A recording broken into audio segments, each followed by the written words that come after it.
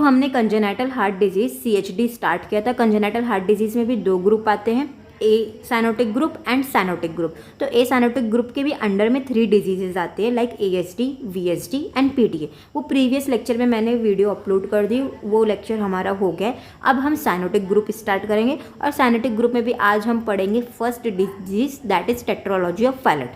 तो cyanotic group में blood की शंटिंग किस साइड होती है? Right to left side of the heart. Shunt मतलब ब्लड का फ्लो होना, ब्लड किस डायरेक्शन में फ्लो हो रहा है। तो हार्ट में 4 चैम्बर्स होते हैं, हार्ट के 2 साइड होते हैं ऑब्वियसली, एक right side of the heart होता है एंड एक left side of the heart हो रहा है। तो साइनोटिक ग्रुप में right side of the heart से ब्लड लेफ्ट साइड में जा रहा है, मतलब इस राइट साइड से लेफ्ट साइड में जा रहा है, इस साइड ब्लड का फ्लो हो रहा है, इस डायरेक्शन में शंटिंग हो रही है, राइट साइड से लेफ्ट साइड में जा रहा है। तो अब हमें इतना पता है कि राइट साइड में कौन से ब्लड होते हैं? Deoxygenated blood, impure blood. तभी तो राइट वेंट्रिकल से पल्मोनरी आर्टरी निकलती है, तभी तो वो डीऑक्सीजनेटेड ब्लड को लंग्स के पास ले जाती है ऑक्सीजनेट करने के लिए, प्योर करने के लिए। तो इन जनरल ये याद रखना है कि right side of the heart में पूरा ब्लड क्या होता है? डीऑक्सीजनेटेड ब्लड होता है, इम्प्योर ब्लड होता है। ऐसे ही left side of the heart में कैसे ब्लड होते हैं? प्योर ब्लड होते हैं, ऑक्सीजनेटेड ब्लड होते हैं। तभी तो लेफ्ट वेंट्रिकल से आयोटा निकलती है, वो पूरे बॉडी को ब्लड सप्लाई करती है। कैसी ब्लड सप्लाई करती है? ऑक्सीजनेटेड ब्लड सप्लाई करती है। तो इन जनरल हमें ये याद रखना है कि right side of the heart में डीऑक्सीजनेटेड ब्लड होता है and left side of the heart में प्योर ब्लड, ऑक्सीजनेटेड ब्लड होता है। तो साइनोटिक ग्रुप में किस साइड शंटिंग हो रही है ब्लड की? राइट साइड से लेफ्ट साइड में जा रहा है, ब्लड इस डायरेक्शन में फ्लो हो रहा है। ब्लड की मिक्सिंग कैसी हो रही है? राइट से लेफ्ट साइड में। तो राइट में क्या है? डीऑक्सीजनेटेड ब्लड, लेकिन लेफ्ट में क्या है? ऑक्सीजनेटेड। तो डीऑक्सीजनेटेड और ऑक्सीजनेटेड ब्लड की मिक्सिंग हो रही है और लेफ्ट वेंट्रिकल से क्या निकलता है? आयोटा निकलता है जो पूरे बॉडी को ब्लड सप्लाई करता है। अब जब ब्लड की मिक्सिंग हो गई है, प्योर ब्लड और इम्प्योर ब्लड मिक्स हो गया, तो लेफ्ट वेंट्रिकल में भी पूरा प्योर और इम्प्योर ब्लड मिक्स होकर आया है। इस साइड पूरा ब्लड डीऑक्सीजनेटेड चला गया, राइट से लेफ्ट में चला गया है। तो डीऑक्सीजनेटेड ब्लड और ऑक्सीजनेटेड ब्लड की मिक्सिंग हो रही है, तो पूरे बॉडी में आयोटा के थ्रू पुअरली ऑक्सीजनेटेड ब्लड, मतलब कम ऑक्सीजन की मात्रा वाला ब्लड सप्लाई होएगा, क्योंकि लेफ्ट वेंट्रिकल से आयोटा निकलती है तो वो पुअरली ऑक्सीजनेटेड ब्लड को सप्लाई करेगा। और जिसकी वजह से अगर बॉडी में जब ऑक्सीजन की कम मात्रा वाली ब्लड सप्लाई होगी तो ऑब्वियसली उसमें बॉडी में हाइपोक्सिया की कंडीशन डेवलप होगी, ऑक्सीजन की लैकिंग होगी, ऑक्सीजन की कमी होगी। जब ऑक्सीजन बॉडी में कम रहेगा तो साइनोसिस होगा। साइनोसिस मतलब ब्लूनेस होगी स्किन में। तो इसीलिए हम इसे कौन से ग्रुप में रखते हैं? साइनोटिक ग्रुप में रखते हैं। CHD में 2 ग्रुप होते हैं, साइनोटिक एंड एसाइनोटिक। तो साइनोटिक मतलब बॉडी में साइनोसिस देखने मिल रहा है, ब्लूनेस देखने मिल रहा है। क्यों देखने मिल रहा है? तो अब वो देखते हैं। साइनोटिक ग्रुप क्या है? राइट से लेफ्ट साइड में शंटिंग हो रही है, एक ऐसी कंडीशन जिसमें ब्लड का flow right side of the heart से left side of the heart में जा रहा है और इसकी वजह से पुअरली ऑक्सीजनेटेड ब्लड सप्लाई हो रहा है कहाँ? सिस्टमिक सर्कुलेशन में, और जिसकी वजह से बॉडी में ब्लूनेस देखने मिल रही है, साइनोसिस देखने मिल रही है। ऐसे ही एसाइनोटिक में उसे एसाइनोटिक क्यों कहा गया? क्योंकि उसमें ब्लूनेस नहीं देखने मिल रही है। अब इसे समझते उसे एसाइनोटिक क्यों कहा गया। तो मैंने वैसे लेक्चर में बताया है, ये right side of the heart हो गया, ये left side of the heart हो गया। तो राइट साइड में मैंने पहले बताई डीऑक्सीजनेटेड ब्लड होता है, लेफ्ट साइड में ऑक्सीजनेटेड ब्लड होता है। तो ये डीऑक्सीजनेटेड ब्लड अगर इसमें एसाइनोटिक में कैसी शंटिंग होती है? Left to right.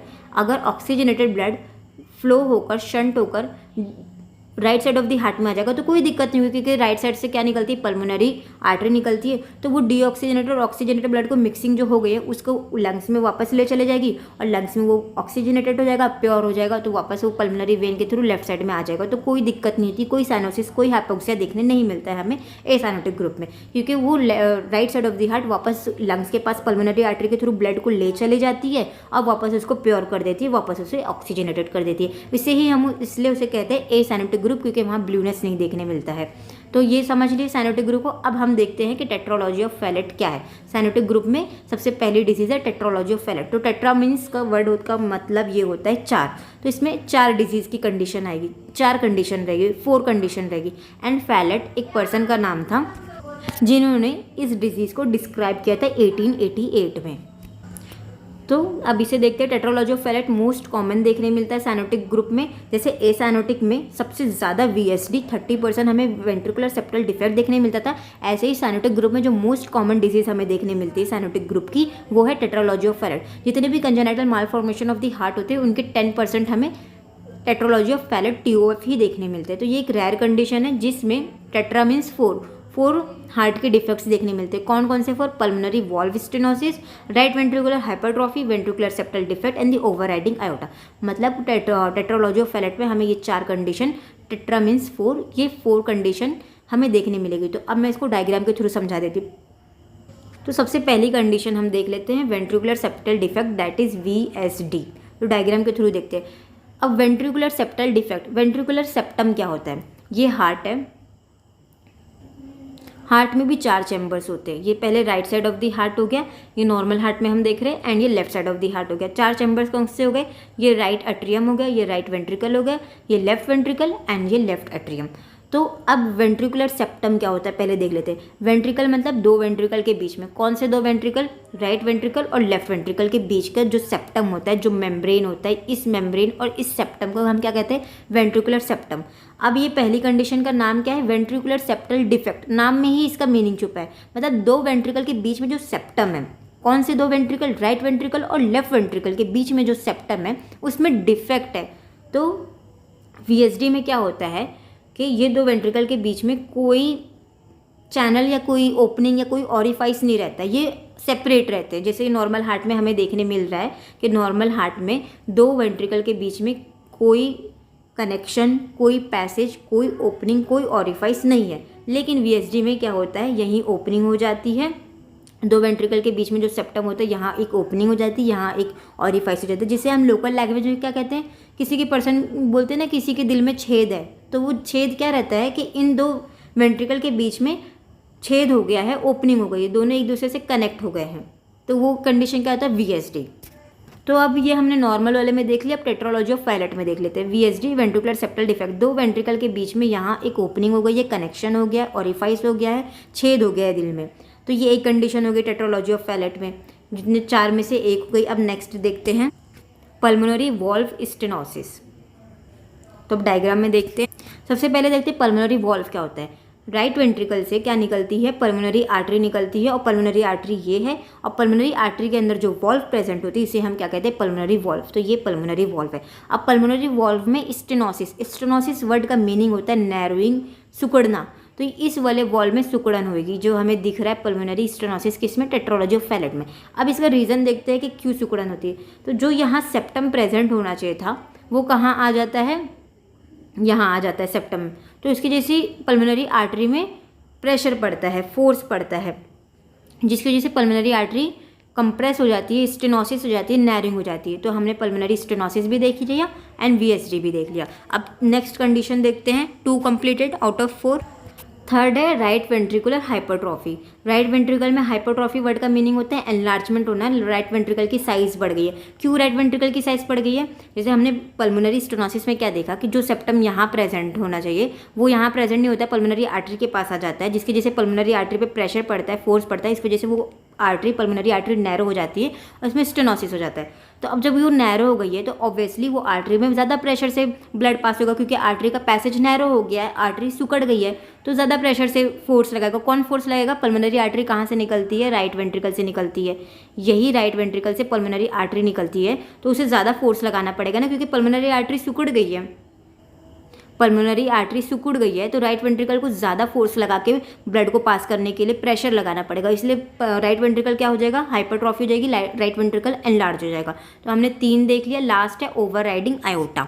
Overriding iota नाम से क्लियर है कि आयोटा कहीं और राइड करके चला गया, अपने जगह से शिफ्ट होकर कहीं और चला गया। आयोटा का प्लेस क्या होता है कि वो लेफ्ट वेंट्रिकल से निकलता है, ये आयोटा लेफ्ट वेंट्रिकल से निकलता है और पूरे बॉडी को ब्लड सप्लाई करता है। लेकिन अब वो आयोटा राइड करके कहीं और चला गया, शिफ्ट हो गया। क्यों आयोटा शिफ्ट होगा? क्योंकि यहाँ सेप्टम प्रेजेंट नहीं। जब सेप्टम प्रेजेंट नहीं है तो आयोटा शिफ्ट होकर राइट करके लेफ्ट वेंट्रिकल की जगह 2 वेंट्रिकल के बीच में आ जाता है, सेंटर में आ जाता है, और जिसकी वजह से आयोटा में कैसी ब्लड पास होती है? राइट वेंट्रिकल से डीऑक्सीजनेटेड ब्लड और लेफ्ट वेंट्रिकल से ऑक्सीजनेटेड ब्लड। ये बीच में आयोटा दोनों के बीच में हो गया। वैसे तो आयोटा को कहाँ होना चाहिए था? लेफ्ट वेंट्रिकल में होना चाहिए था, लेकिन दोनों वेंट्रिकल के बीच में आयोटा राइड कर गया, शिफ्ट हो गया, वहाँ स्लिप हो गया, और उसकी वजह से दोनों वेंट्रिकल के ब्लड मिक्स होकर आयोटा में पास होते हैं। मतलब राइट वेंट्रिकल का डीऑक्सीजनेटेड ब्लड और लेफ्ट वेंट्रिकल का ऑक्सीजनेटेड ब्लड, दोनों इम्प्योर ब्लड और प्योर ब्लड मिक्स होकर पूरे बॉडी में पुअरली ऑक्सीजनेटेड ब्लड सप्लाई करते हैं, जिसकी वजह से बॉडी में लैक ऑफ ऑक्सीजन होता है,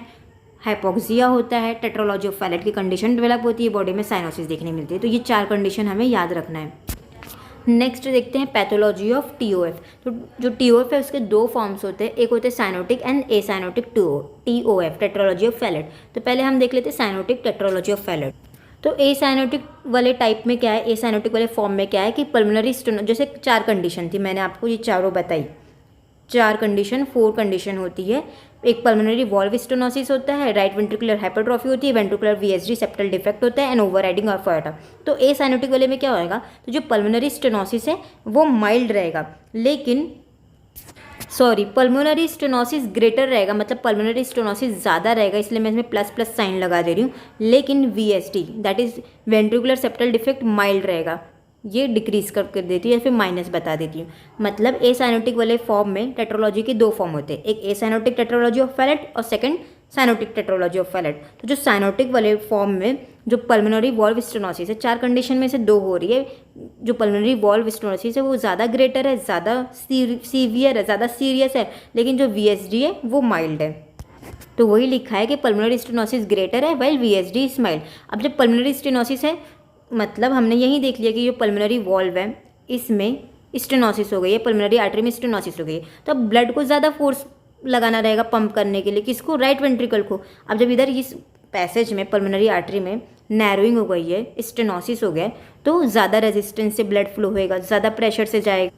कहाँ से जाएगा, ऑब्वियसली राइट वेंट्रिकल से, क्योंकि पल्मोनरी आर्टरी राइट वेंट्रिकल से ही निकलती है ना। तो राइट वेंट्रिकल को ज़्यादा प्रेशर, ज़्यादा फोर्स से ब्लड को पंप करना रहेगा, ज़्यादा रेजिस्टेंस आएगी, क्योंकि इस पल्मोनरी आर्टरी में स्टेनोसिस हो गई है, नैरोइंग हो गई है। तो वही बात लिखी है कि इस वजह से आउटफ्लो जो ब्लड का है राइट वेंट्रिकल से मोर रेजिस्टेंस, उसकी वजह से क्या होएगा, ब्लड की शंटिंग होगी, ब्लड का फ्लो होगा। कहाँ से, राइट वेंट्रिकल से लेफ्ट वेंट्रिकल में। क्यों राइट से लेफ्ट, क्योंकि राइट वेंट्रिकल को ज़्यादा फोर्स लगाना पड़ रहा है, इसलिए राइट वेंट्रिकल से ब्लड कहाँ पंप होगा, शंट होगा, right to left side of the heart.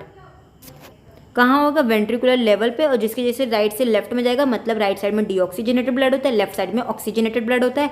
तो उसके जैसे मिक्सिंग होगी ब्लड की, साइनोसिस देखने मिलेगा। और क्या देखने मिलेगा, pressure hypertrophy of right atrium and right ventricle. Obviously right ventricle को ज़्यादा फोर्स लगाना पड़ रहा है, राइट वेंट्रिकल को ज़्यादा फोर्स लगाना पड़ रहा है, तो राइट वेंट्रिकल के साइड में और राइट एट्रियम में ऊपर जो नियर में है उनमें हाइपरट्रॉफी हो जाएगी, प्रेशर बढ़ जाएगा, एनलार्जमेंट देखने मिलेगा।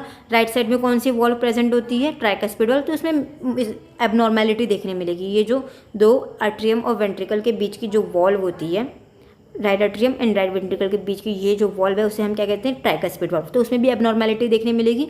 और smaller left atrium and left ventricle, और जो लेफ्ट साइड है वो स्मॉल हो जाएंगे, लेकिन राइट साइड में हाइपरट्रॉफी हो जाएगी। Left atrium and left ventricle small हो जाएंगे। Cyanotic tetralogy completed. Next form है एसाइनोटिक टेट्रोलॉजी। इसमें क्या, वीएसडी लार्जर है लेकिन पल्मोनरी स्टेनोसिस माइल्ड है।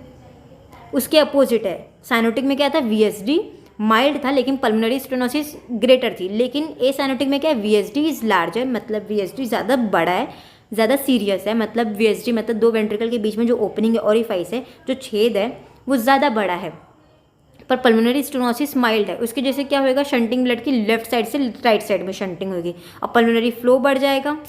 इसे मैं पहले डायग्राम के थ्रू समझा देती हूँ, थोड़ा कॉम्प्लिकेट लगेगा। जैसे एसाइनोटिक में क्या हो रहा है, वीएसडी ज़्यादा लार्ज है, पल्मोनरी स्टेनोसिस माइल्ड है। मतलब ये जो पल्मोनरी स्टेनोसिस, ये जो पल्मोनरी आर्टरी है, इसमें नैरोइंग कम है, स्टेनोसिस कम है, लेकिन जो 2 वेंट्रिकल के बीच में वीएसडी वेंट्रिकुलर सेप्टल डिफेक्ट ज़्यादा है, ग्रेटर है। मतलब 2 वेंट्रिकल, राइट वेंट्रिकल और लेफ्ट वेंट्रिकल के बीच में जो ओपनिंग है, जो छेद है दिल में, वो बड़ा है।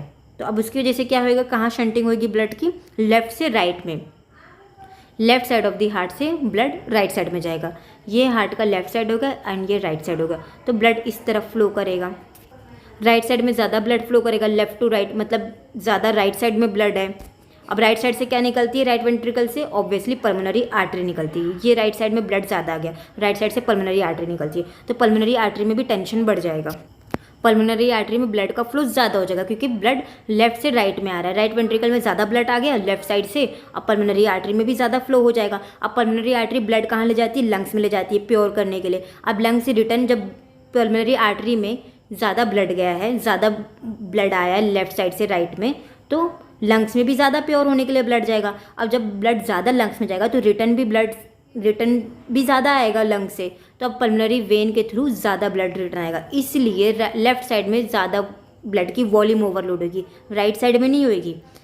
एसाइनोटिक में जो बोलते हैं कि सब सोचते हैं कि ब्लड शंटिंग कैसा हो रही है, लेफ्ट टू राइट हो रही है, तो राइट साइड में ज़्यादा ओवरलोड होना चाहिए, लेकिन एसाइनोटिक में क्या हो रहा है, लेफ्ट साइड में ओवरलोड ज़्यादा हो रहा है, क्योंकि लेफ्ट टू राइट शंटिंग है, ये लेफ्ट साइड है एंड राइट साइड है, तो लेफ्ट टू राइट ज़्यादा ब्लड, तो सब क्या सोच रहे हैं कि राइट साइड में शंटिंग ज़्यादा हो रही है, तो राइट साइड में ओवरलोड ज़्यादा होगा, लेकिन एसाइनोटिक में left side of the heart में ज़्यादा वॉल्यूम ओवरलोड है। क्यों ओवरलोड है? क्योंकि ब्लड पूरा लेफ्ट से राइट में आया, राइट में क्या है, राइट वेंट्रिकल है, राइट वेंट्रिकल से पल्मोनरी आर्टरी निकलती है, तो राइट वेंट्रिकल में ज़्यादा ब्लड आ गया लेफ्ट साइड से, तो पल्मोनरी आर्टरी में भी वो ज़्यादा ब्लड भेजेगा, पल्मोनरी आर्टरी जाती है लंग्स के पास प्योर करने के लिए ब्लड, तो वो ब्लड को ज़्यादा भेजेगी लंग्स में। अब जब लंग्स में ज़्यादा ब्लड प्योर होने के लिए गया, तो ऑब्वियसली रिटर्न भी ज़्यादा आएगा, और रिटर्न किसके थ्रू आएगा, पल्मोनरी वेन के थ्रू आएगा, इस पल्मोनरी वेन के थ्रू ब्लड आएगा, तो पल्मोनरी वेन कहाँ जाती है, left side of the heart पे, इसलिए left side of the heart में वॉल्यूम ओवरलोड ज़्यादा रहेगा। तो वही लिखा गया है एसाइनोटिक में, वीएसडी ज़्यादा लार्ज है, पल्मोनरी स्टेनोसिस माइल्ड है, इसलिए ब्लड की शंटिंग कैसी हो रही है, लेफ्ट साइड से राइट साइड में ब्लड ज़्यादा जाएगा, तो पल्मोनरी फ्लो राइट वेंट्रिकल से ज़्यादा बढ़ जाएगा, और उसकी जैसे वॉल्यूम कहाँ आ जाएगा, रिटर्न होकर blood left side of the heart में ज़्यादा हो जाएगा। बट इसमें साइनोसिस देखने हमें नहीं मिलेगा, क्योंकि वो ब्लड मिक्सिंग हो गई है, लेकिन वो वापस डीऑक्सीजनेटेड और ऑक्सीजनेटेड ब्लड लंग्स में चलकर वापस चली गई है प्योर होने के लिए, वापस ऑक्सीजनेटेड हो गई है, इसलिए साइनोसिस देखने नहीं मिलेगा। तो इसमें क्या देखने मिलेगा, प्रेशर हाइपरट्रॉफी राइट वेंट्रिकल में और राइट एट्रियम में ज़्यादा देखने मिलेगा। क्यों हाइपरट्रॉफी ज़्यादा देखने मिलेगा, प्रेशर ज़्यादा देखने मिलेगा, क्योंकि ब्लड राइट साइड में ही जा रहा है, लेफ्ट टू राइट शंटिंग है, तो right side of the right ventricle and right atrium में ज़्यादा प्रेशर हाइपरट्रॉफी देखने मिलेगा। और राइट साइड में हो गया एनलार्जमेंट, किस में देखने मिलेगा, मिट्रल एंड आयोटिक ओरिफाइसिस में। मिट्रल वाल्व कहाँ होता है, लेफ्ट साइड में होता है। लेफ्ट साइड में क्यों, क्योंकि वापस ब्लड लंग से रिटर्न आके लेफ्ट साइड में तो आ रहा है, इसलिए वहाँ एनलार्जमेंट देखने मिलेगा। क्लिनिकल फीचर्स क्या है कि वैसे तो ये जो साइनोसिस होती है, ब्लूनेस होती है, वो प्रेजेंट नहीं रहती है बर्थ में, लेकिन डेवलप होती है after 1 years of the age में, तो उसे हम क्या कहते हैं, साइनोटिक स्पेल्स। साइनोटिक स्पेल्स एक एक्यूट कंडीशन होती है, एक्यूट एपिसोड्स होते हैं किसके, साइनोसिस के। ब्लूनेस देखने मिलती है बच्चे में, स्किन में ब्लू हो जाता है, एक्यूट एपिसोड्स जो आते हैं उसे हम क्या कहते हैं, साइनोटिक स्पेल्स। कब होते हैं, जब बच्चा फीड कर रहा होता है, जब बच्चा बहुत ज़्यादा डरा रहता है, एंशियस रहता है, जब बच्चा क्राई करता है, तो उसी एक्यूट एपिसोड्स को हम साइनोटिक स्पेल्स देखने मिलते हैं। कब, जब एक्सर्शन के टाइम, जब बेबी क्राई करता है तब देखने मिलता है। बच्चे को सांस लेने में दिक्कत होगी, क्लिनिकल फीचर्स एक ही सिम्टम्स है, बच्चा अनकॉन्शियस भी रहेगा, उसे हम क्या कहते हैं, फाइलेट्स स्पेल। जब बच्चा सांस भी नहीं ले पाएगा, अनकॉन्शियस रहेगा, तो उस कंडीशन को क्या बोलते हैं, फाइलेट्स स्पेल्स। और प्रोग्रेशन किसका होगा, साइनोसिस का प्रोग्रेशन होगा। अब जब बेबी में साइनोसिस रहेगी तो बेबी सही से फीड नहीं करेगा, और जब बेबी फीड नहीं करेगा तो उसे अच्छे से मिल्क नहीं मिलेगा, न्यूट्रिएंट्स नहीं मिलेगा, तो ग्रोथ रिटार्डेशन भी हमें देखने मिलेगा। इस नेल्स में क्लबिंग देखने मिलेगी। क्लबिंग मतलब ये नेड जो नेल बेड होता है वो ऐसे एनलार्ज हो जाता है, ज़्यादा वो उभर आता है। बहुत सारे बेबीज़ ऐसे उनकी डेथ इन्फेंसी और चाइल्डहुड में हो जाती हैं, बट जो अडल्ट होते हैं वो सफ़र कर लेते हैं साइनोटिक स्पेल से, लेकिन जो चिल्ड्रन होते हैं, इन्फेंट होते हैं, वो डाई हो जाते हैं, मर जाते हैं। तो इन्वेस्टिगेशन में हम क्या करेंगे, चेस्ट एक्सरे। चेस्ट एक्सरे में क्या हमें देखने मिलेगा फाइंडिंग्स, बूट शेप हार्ट देखने मिलेगा। जैसे ये बूट शेप हार्ट है, ये हमें देखने मिलेगा boot shape heart. Next treatment, तो वैसे तो इसे हम मेनली सर्जिकल ट्रीटमेंट है, सर्जरी से ही ठीक होता है, लेकिन मेडिसिन देख के हम इसे कंट्रोल कर सकते हैं, साइनोसिस को कंट्रोल कर सकते हैं, ऑक्सीजन जो हाइपोक्सिया हुआ उस कंडीशन को ट्रीट कर सकते हैं, लेकिन जो मेन इसका डेफिनेट ट्रीटमेंट है वो है सर्जरी। जो फाइलेट स्पेल्स आते हैं जिसमें डिस्निया की कंडीशन भी होती है, उसमें हम बीटा ब्लॉकर्स देते हैं, मॉर्फिन्स देते हैं।